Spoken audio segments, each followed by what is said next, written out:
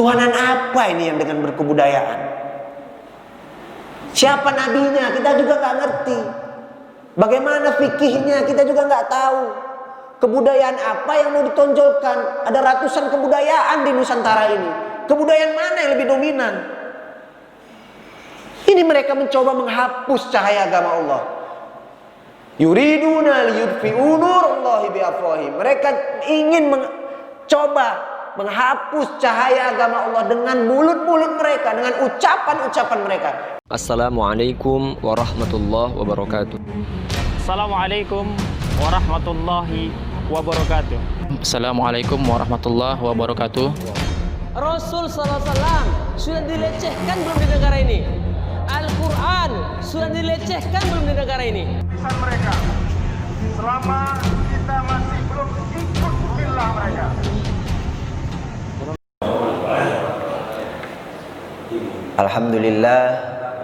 Alhamdulillahilladzi hadana li hadza wa ma kunna linahtadiya laula an hadanallah.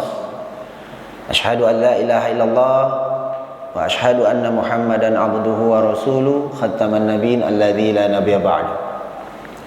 Amma ba'd. Qala Allah Ta'ala fil Qur'anil Karim. A'udzu billahi minasy syaithanir rajim. Bismillahirrahmanirrahim. Yuriduna liyudfi'u nurallahi biafwahihim wallahu mutimmu nurihi walau karihal kafirun. Walladzi arsala rasulahu bil huda wa dinil haqq liyudhhirahu 'alad dini kulli walau karihal musyrikun. An Abdullah ibn Umar bin Khattab radhiyallahu anhum qala Rasulullah sallallahu alaihi wasallam idza tabaya'tum bil ina wa akhadtum asnabal baqari wa raditum biz-zar'i wa taraktumul jihad sallallahu alaikum zullah la yanzi'uhu hatta tarji'u ila dinikum. Rawahul Abu Daud fi kitabil buyu'. Sadaqallahul azim wa sadaqa Rasulullah nabiyil karim wa nahnu ala dzalika minasy syahidin wasyakirin walhamdulillahi rabbil alamin. Rabbi shrah li sadri wa yassir li amri wahlul 'uqdatam min lisani yafqahu qawli. Alhamdulillah, segala puja dan puji hanya milik Allah Subhanahu wa taala, zat tempat kita menyandarkan segala kelemahan, memohon segala pertolongan, meminta segala bantuan dan kemenangan. Salawat kepada Rasulullah Muhammad sallallahu alaihi wasallam. Allahumma shalli wa sallim alaihi, kepada keluarganya, kepada sahabat-sahabat setianya dan orang-orang yang terus ittiba akan sunnah-sunnahnya illa yaumil qiyamah. Semoga kita yang berhadir pada hari ini di majelis subuh yang mulia ini adalah mudah-mudahan menjadi orang yang terus mengikuti akan sunnah-sunnah baginda Nabiullah Muhammad SAW, sehingga dapat nantinya kita bersama dengan beliau di dalam satu barisan panjang penuh berkah di yaumil mizan nanti, sehingga dapat membebaskan kita dari azab yang pedih. Amin ya rabbal alamin. Alhamdulillah, jamaah subuh yang dirahmati Allah, kita telah sama-sama melaksanakan sholat subuh. Wa Qur'anal fajr, inna Qur'anal fajri kana mashuda. Qur'anal fajr, para mufasir menyatakan bahwa adalah sholat subuh, membaca Quran di waktu fajar, yaitu sholat subuh. Dan sholat subuh adalah sholat yang disaksikan, kata Allah. Keutamaan daripada sholat subuh berjamaah di masjid adalah dapat menyingkirkan rasa kemunafikan di dalam hati kita. Sebagaimana Umar bin Khattab radhiyallahu anhu menyatakan bahwa ciri-ciri kemunafikan itu adalah orang yang tidak sanggup untuk melaksanakan ibadah sholat berjamaah, sholat isya dan sholat subuh. Alhamdulillah, semoga Allah senantiasa mengkikis pengaruh-pengaruh negatif, mengkikis nokta-nokta di dalam hati kita, sehingga insya Allah nantinya kita dapat menghadap Allah dalam husnul khotimah. Amin ya rabbal alamin. Alhamdulillah, bapak-bapak dan ibu-ibu yang dirahmati Allah, berbicara tentang sejarah perjuangan umat Islam di Indonesia, kita tidak lepas daripada sejarah perkembangan umat Islam di seluruh dunia. Walaupun pada akhirnya mereka berupaya, orang-orang kafir berupaya sekuat tenaga agar supaya kaum muslimin, umat Islam itu bisa jauh dari agamanya. Umat Islam itu bisa tidak bangga dengan ajarannya. Kaum muslimin itu bisa mungkin benci dengan apa yang semestinya ia yakini. Yuriduna liyutfi'u nurallahi biafwahihim. Mereka hendak memadamkan cahaya agama Allah dengan ucapan-ucapan mereka. Kita buktikan percobaan dari mereka untuk memadamkan cahaya agama Allah setidaknya di bumi Nusantara ini telah dilakukan berabad-abad sebelumnya. Mereka berupaya untuk menghancurkan atau menjajah kaum muslimin Nusantara dulu, karena sebutan Indonesia belum ada dulu, Pak. Negeri Nusantara ini banyak diisi dengan kesultanan-kesultanan Islam, yang notabene kesultanan-kesultanan Islam itu adalah menerapkan syariat Islam di dalam mengatur kerajaannya masing-masing. Maka percobaan penjajahan dari orang-orang yang katanya ke Indonesia ada 3G. Pertama, gold, adanya pencarian emas. Kemudian gospel, penyebaran agama. Dan glory, bagaimana supaya kejayaan daripada bangsa barat itu bisa berkibar-kibar di seluruh dunia. Maka 3 hal ini yang menjadi motivasi mereka untuk menjajah negeri Nusantara. Terkhusus adalah gospel ini. Mereka ingin mencoba menyebarkan agamanya, karena tidak ingin berdirinya kesultanan Islam yang menganut, menjalankan hukum-hukum Islam di dalamnya itu senantiasa bergulir lama. Maka mereka melakukan penjajahan ini.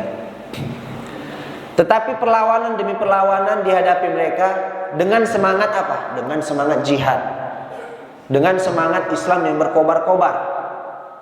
Sehingga kita lihat bagaimana penjajahan itu sangat sulit menaklukkan kerajaan Aceh, Samudra Pasai. Sampai-sampai mereka mendatangkan ilmuannya, Christian Snoeck-Horgronje. Ngomongnya pun kita susah, Pak, ya. Snoeck-Horgronje mendatangkan sosiolognya untuk mengkaji bagaimana sih, kenapa kok susah betul untuk menaklukkan kerajaan Samudra Pasai di Aceh. Akhirnya dia membuat kajian. Dari beberapa kajiannya itu setidaknya muncul 2 hal. Kajiannya ini mendistorsi, kajiannya ini mendeislamisasi di Islam di Nusantara. Pertama adalah dia menyatakan bahwa masuknya Islam ke Nusantara itu dari Gujarat. Ini terkenal dengan teori Gujarat. Di abad ke-13. Di abad ke-13 sekitar tahun 1260-an. Padahal kerajaan Samudra Pasai itu berdiri tahun 1275. Abad ke-13.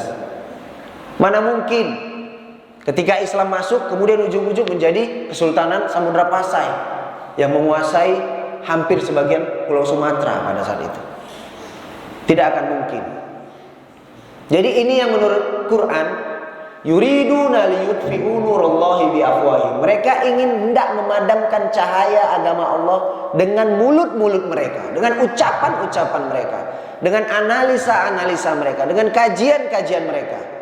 Jadi mereka coba memutus hubungan antara Arab sebagai epicentrum kebangkitan Islam dunia pada saat itu kepada bumi Nusantara.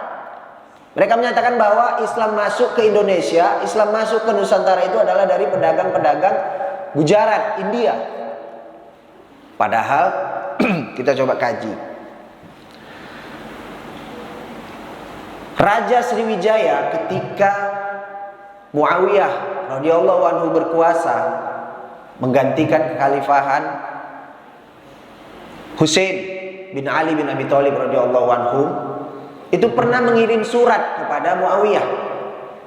Wahai Raja Islam, Surat ini ditujukan kepada rajanya orang-orang Islam, artinya Muawiyah radhiyallahu anhu. Surat ini berasal dari Al-Hind. Dia menyebutnya Raja Hindu, Sriwijaya. Ditujukan kepada Muawiyah dan memberikan hadiah. Tidak hanya surat, dia memberikan hadiah. Bukan hanya itu, dia meminta kepada Muawiyah untuk mengirimkan dutanya, utusannya ke kerajaan Sriwijaya dalam rangka apa? Dalam rangka mengkaji, dalam rangka menyebarkan dakwah Islam. Karena yang aku tahu bahwa kalian adalah menyembah satu Tuhan, tidak ada Tuhan selain Tuhan-Tuhan yang lain. Jadi mohon kirimlah utusan ke kerajaan kami, ke kerajaan yang luas kandangnya dapat mengisi 1000 gajah. Itu disampaikan oleh Raja Al-Hind, Raja Sriwijaya pada saat itu.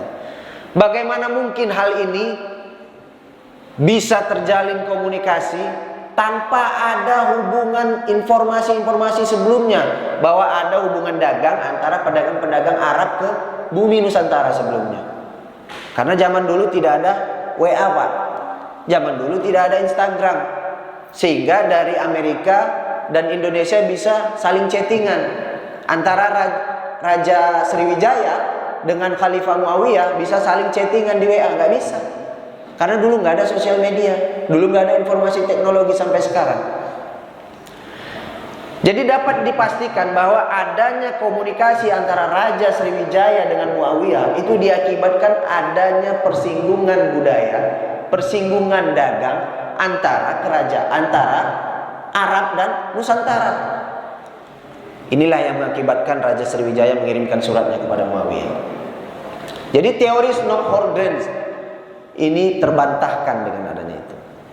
Kemudian Haji Abdul Malik Karim Amrullah atau yang kita kenal dengan Buya Hamka itu pernah dalam satu diskusi tahun 1963 di Medan, diskusi tentang masuknya Islam di bumi Nusantara, itu menyatakan bahwa ada berita Cina pada saat dinasti Tang yang menyatakan bahwa ada utusan kekhalifahan Utsman bin Affan pada saat itu ke kerajaan Kalingga di Jawa. Ini membuktikan bahwa memang ada komunikasi yang telah terjalin sebelumnya. Di satu sisi, teori yang dikemukakan Christian Snowhordens ini adalah untuk memutus mata rantai antara Arab dan Nusantara. Kemudian di satu sisi lagi adalah untuk mengkerdilkan bangsa Indonesia. Padahal bangsa Indonesia telah mempunyai kebudayaan dan peradaban yang lebih maju bahkan daripada Belanda pada saat itu. Kita lihat, Bapak ketahui bahwa Fir'aun itu, Pak, dia mati, kemudian jasadnya masih bisa dilihat oleh manusia zaman sekarang. Dia hidup di zaman Nabi Musa alaihissalam, ratusan tahun sebelum Masehi. Tapi jasadnya masih awet. Dan pengawetan jasad itu menggunakan salah satu komponennya itu menggunakan kamper. Itu yang kita kenal sekarang dengan kapur barus. Kapur barus itu didapat dari mana? Kapur barus itu didapat mereka dari Tapanuli Tengah, yaitu di Barus sana. Jadi di Barus itu sebenarnya sudah ada pelabuhan internasional sejak zaman sebelum Masehi. Bayangkan itu. Jadi Christian Snowhordens ini mau mendistorsi dan mengkerdilkan bangsa Indonesia yang telah hadir di kancah nasional sebelum mereka ada punya peradaban. Jadi ini luar biasa. Mereka mau memadamkan cahaya agama Allah. Kemudian tidak hanya itu, penelitian yang kedua dia angkat tentang bahayanya perayaan Mekah. Yang dia maksud dengan perayaan Mekah itu apa, Bapak Ibu? Yang dia maksud dengan perayaan Mekah adalah pelaksanaan ibadah haji setiap sekali dalam satu tahun. Karena ketika setiap tahun di bulan haji itu hadir, seluruh manusia dari belahan bumi dunia manapun itu hadir di Mekah. Dan itu adalah konsolidasi luar biasa yang bisa memunculkan apapun kekuatan yang dapat menggentarkan kaum-kaum kufar. Sehingga ia menyatakan bahwa ada bahaya dalam perayaan haji. Makanya penjajah Belanda dulu Pak, ketika ada orang yang pulang dari Mekah, langsung diberinya gelaran haji. Haji Maulana, Haji Siddiq, Haji Safruddin, semua diberinya gelaran. Supaya apa? Supaya ia bisa lebih mudah mendeteksi siapa orang-orang yang dapat mempunyai potensi bahaya yang lebih besar. Kenapa? Karena dia baru pulang dari Mekah. Ketika baru pulang dari Mekah, semangat internasional, semangat pan-islamisme dunia itu bangkit. Karena kita berinteraksi dengan saudara-saudara muslim dari belahan dunia lain. Jadi ada spirit yang luar biasa pada saat itu. Ketika pulang dari haji, spirit itu masih melekat, masih lengket di dalam hatinya. Dan spirit itu, semangat itu dapat memicu untuk perlawanan terhadap penjajahan pada saat itu. Sehingga ia melabelkan ini haji. Di luar negeri nggak ada label-label haji itu Pak. Tapi Allahu Akbar, Allah Maha Besar, bahwa Allah tidak diam dengan upaya-upaya mereka. Wallahu mutimmu nurihi walau karihal kafirun.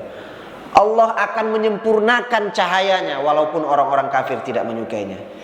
Jadi di balik label haji itu, ternyata di samping mereka membuat pendataan terhadap label haji itu, ternyata hal ini lebih memudahkan umat untuk bisa bertanya kepada orang-orang yang baru pulang dari Mekah.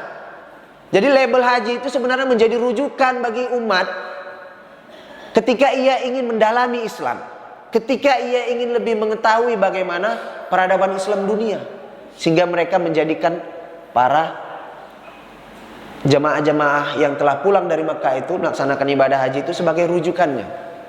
Ini luar biasa di balik itu.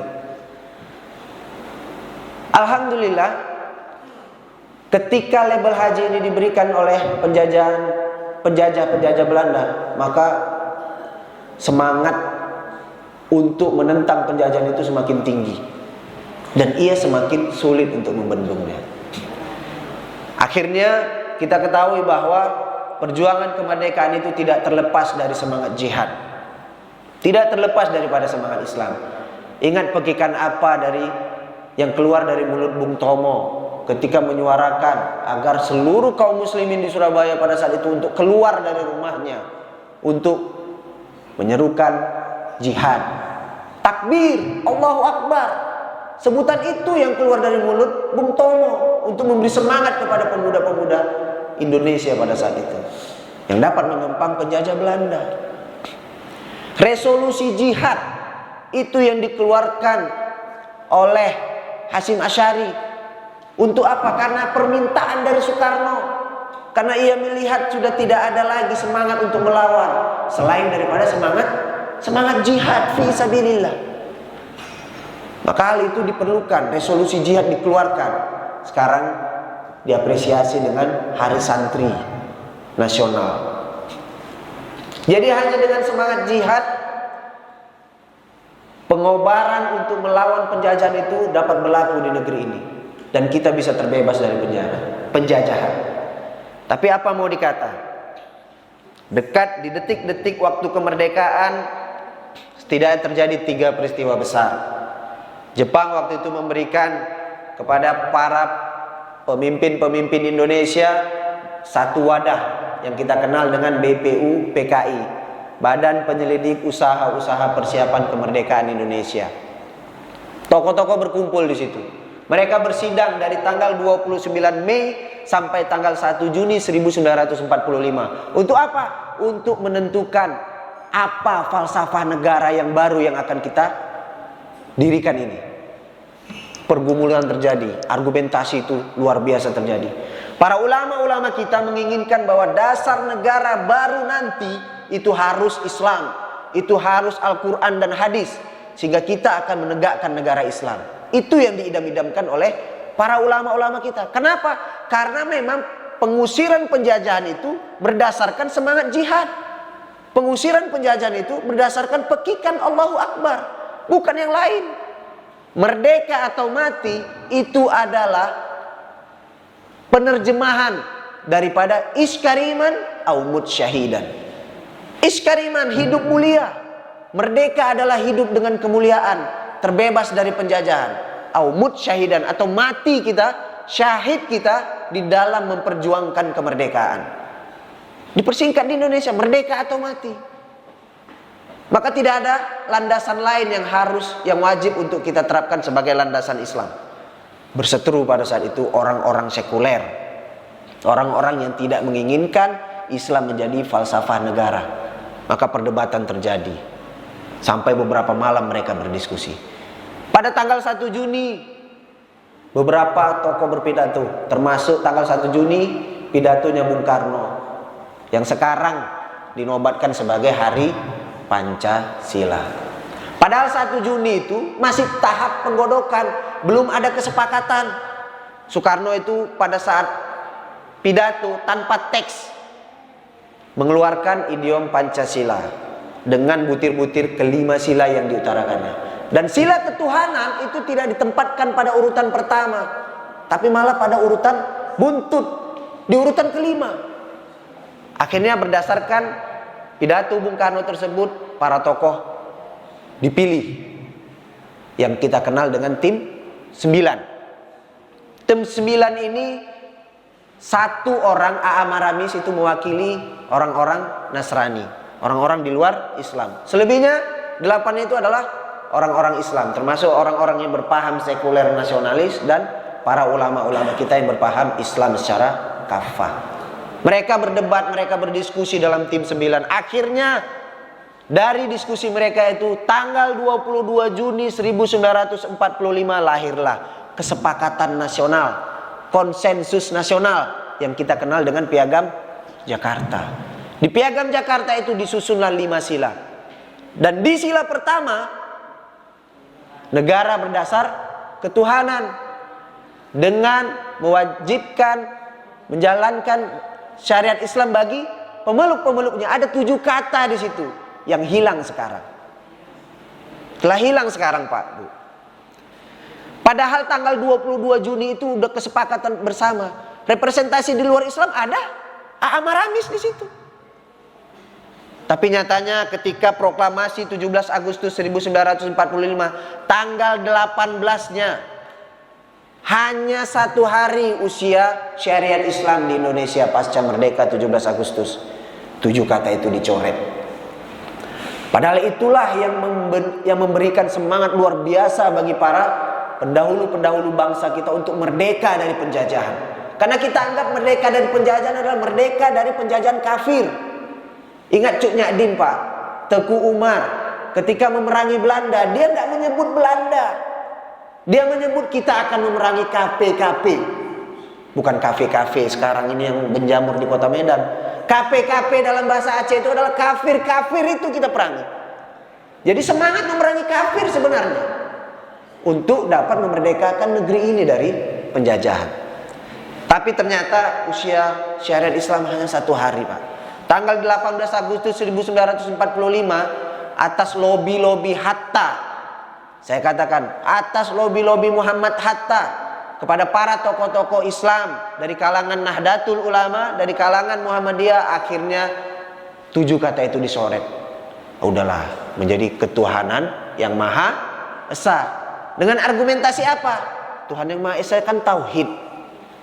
Akhirnya ulama kita bisa adem dengan catatan Soekarno menjanjikan bahwa nanti dalam satu sidang konstituante kita akan berdiskusi terkait dengan landasan negara seperti apa yang kita inginkan.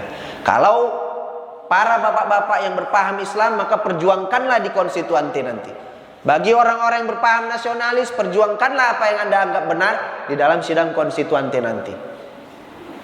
Akhirnya para ulama kita mengalah, lagi-lagi mengelus dada.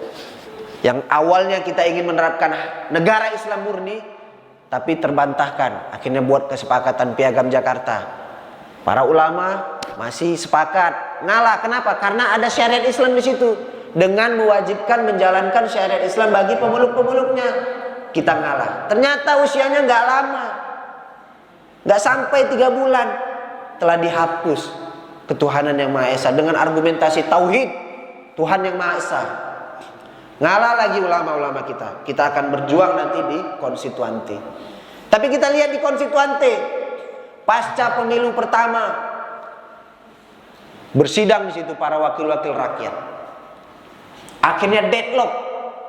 Tidak ada kesepakatan untuk menjadikan Islam sebagai landasan negara yang baru merdeka pada saat itu. Diadakan voting, kalah masih jumlahnya, tapi tidak cukup mengungguli bagi orang-orang yang menang pada saat itu dalam votingnya. Karena kekisruhan yang luar biasa, gaduh pada saat itu, akhirnya Soekarno membuat terobosan, mengeluarkan regulasi, torpedo regulasi. Dengan apa? Dikeluarkannya tanggal 5 Juli 1959 dekret presiden. Dalam pidato mengeluarkan dekret itu, Soekarno menjelaskan bahwa nggak ada lagi undang-undang dasar sementara, nggak ada lagi DPRS, Dewan Perwakilan Rakyat Sementara atau MPRS, Majelis Perwakilan Rakyat Sementara, dibubarkan sama Soekarno. Kemudian dibubarkan undang-undang dasar sementara. Dan kita kembali kepada Undang-Undang Dasar 1945 dengan dijiwai semangat Piagam Jakarta. Dengan dijiwai semangat Piagam Jakarta. Para ulama masih mengharap, masih husnuzon kepada Soekarno pada saat itu. Tapi nyatanya sampai sekarang kita lihat 7 kata itu tidak dikembalikan lagi sebagaimana kesepakatan di tanggal 22 Juni kemarin.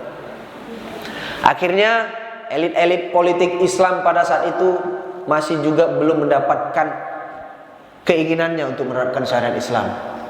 Maka bapak-bapak dan ibu-ibu sekalian, pasca itu kita lihat sekarang efeknya. Kita lihat sekarang efeknya bagaimana. Kita katakan orang-orang yang mempunyai kekuasaan di negeri ini sangat tidak menginginkan Islam itu mempunyai kekuatan yang unggul.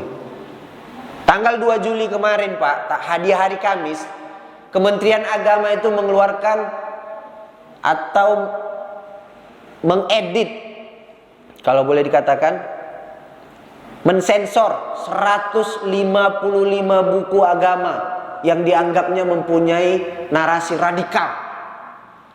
Apa yang dia maksud narasi radikal? Adanya kata-kata jihad dan adanya kata-kata khilafah pada saat itu. Dia mencoba menghapus adanya perang jihad, mencoba menghapus adanya ajaran khilafah di dalam Islam.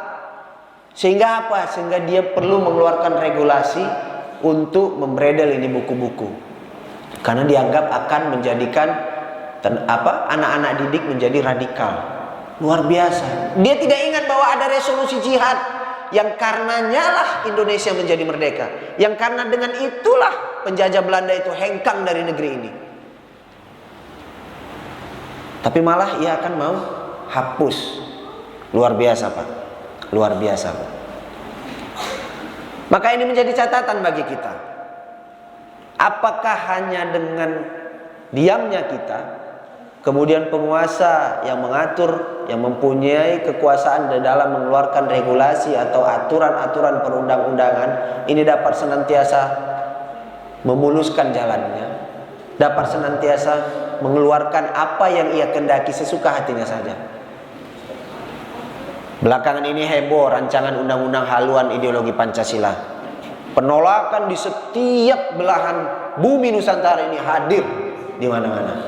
Tidak hiraukan dengan pandemik COVID-19 yang luar biasa. Mereka menyuarakan penolakannya terhadap rancangan undang-undang ini. Tapi apa yang terjadi Pak, Bu? Mereka tidak bergeming. Mereka tetap akan terus menggolkan rancangan undang-undang haluan ideologi Pancasila ini, yang tadi kita udah sangat mengelus dada dengan Pancasila, dengan sila pertama sangat mengelus dada itu tokoh-tokoh kita. Ini mau diperas lagi menjadi 3 sila, mau diperas lagi menjadi 1 sila atau eka sila dengan semangat gotong royong. Jadi ketuhanan itu, kalau kita baca naskah akademik rancangan undang-undang haluan ideologi Pancasila itu, di dalam naskah akademiknya, di alineanya pertama masih di pembukaan saja mereka ingin menerapkan ketuhanan dengan berdasarkan kebudayaan. Ketuhanan apa ini yang dengan berkebudayaan? Siapa nabinya kita juga nggak ngerti. Bagaimana fikihnya kita juga nggak tahu. Kebudayaan apa yang mau ditonjolkan? Ada ratusan kebudayaan di Nusantara ini. Kebudayaan mana yang lebih dominan? Ini mereka mencoba menghapus cahaya agama Allah. Yuriduna liyudfi'u nurallahi biafwahihim. Mereka ingin mencoba menghapus cahaya agama Allah dengan mulut-mulut mereka, dengan ucapan-ucapan mereka, dengan regulasi-regulasi mereka. Wallahu mutimmu nurihi. Allah ingin bahkan menyempurnakan cahaya agamanya, walau karihal kafirun, walaupun orang-orang kafir tidak menyukainya. Kita lihat bumi Spanyol, Pak. Tahu Spanyol, Bu? Bu tahu Spanyol, Bu? Kalau disebut Spanyol, apa yang ada di kepala kita, Bu? Pak? Ya? Main bola, Real Madrid sama Barcelona ya, Pak. Sevilla dan lain-lain. Kemudian apa lagi, Pak, Bu? Ketika kita sebutkan Spanyol, Matador yang membunuh banteng. Ya kan, Pak? Kemudian apa lagi?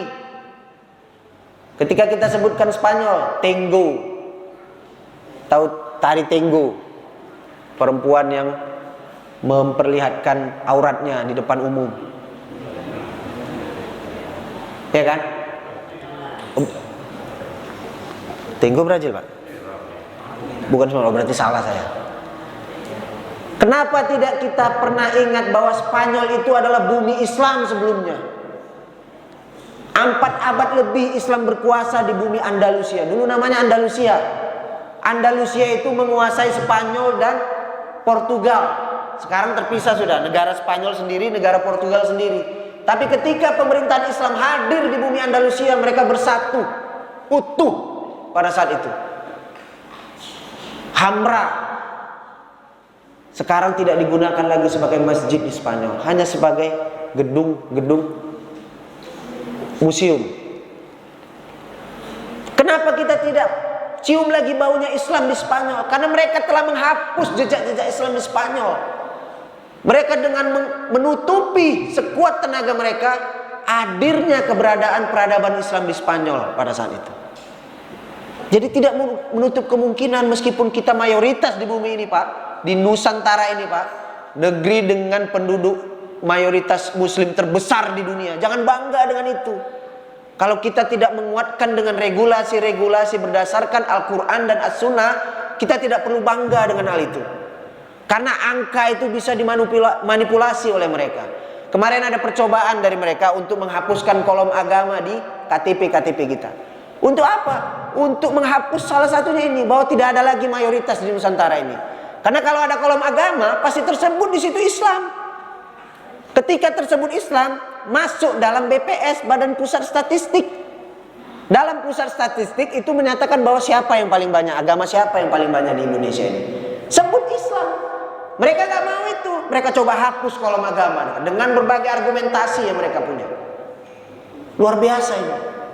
Jadi kalau tidak kita lawan, kalau kita hanya mengakui sami'na wa ata'na dengan ulama, sami'na wa ata'na dengan pemerintah, maka jangan harap generasi-generasi Islam kita ke depan akan dapat mengenyam pendidikan Islam secara sempurna.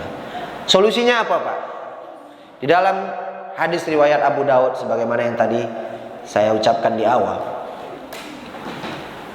bahwa Abdullah bin Umar radhiyallahu anhu pernah berkata, pernah mendengar Rasulullah Muhammad SAW berkata, "Iza tabaya'tum bil ina," ketika kalian telah melakukan jual beli dengan cara ina. Ina itu kurang lebih seperti riba, kredit. Ketika kalian telah melakukan jual beli secara ina, secara lazim sudah. Wa aqasnum asnabal baqari, dan kalian asik saja dengan mengikuti ekor-ekor sapi kalian. Akhirnya yang beternak ikut beternak. Wa akhasna wa raditum bizara'i, dan kalian ridho, hanya ridho dengan cocok tanam kalian. Jadi yang beternak, yang bertani, yang berdagang, hanya ridho dengan itu. Wa taraktumul jihad, dan kalian tinggalkan jihad di belakang kalian. Sallallahu alaikum zullah, maka Allah akan timpakan kepada kalian kehinaan. Allah akan timpakan kepada kalian kehinaan. Hatta tarji'u ila dinikum. Kehinaan itu tidak akan dicabut oleh Allah sampai kalian rujuk kepada dinikum, kepada din kalian. Sampai kalian kembali kepada ajaran jihad itu. Jadi kalau kita tidak kembali rujuk kepada ajaran jihad itu, kita hanya asik saja dengan perniagaan, asik saja dengan peternakan, asik saja dengan pertanian, meninggalkan jihad di belakang kita, Allah timpakan kepada kita kehinaan. Tidak cukupkah kepada kita, Pak, kehinaan kaum muslimin di tengah-tengah kita belakangan ini, Pak? 3-4 tahun belakangan ini Al-Quran kita itu dikatakan sebagai alat penipu. Jangan mau dibohongi dengan Al-Maidah 51. Jangan mau ditipui dengan orang-orang ulama-ulama yang menyampaikan bahwa kepemimpinan Islam itu hanya dipimpin oleh orang-orang Islam. Itu disebutnya dibodohi.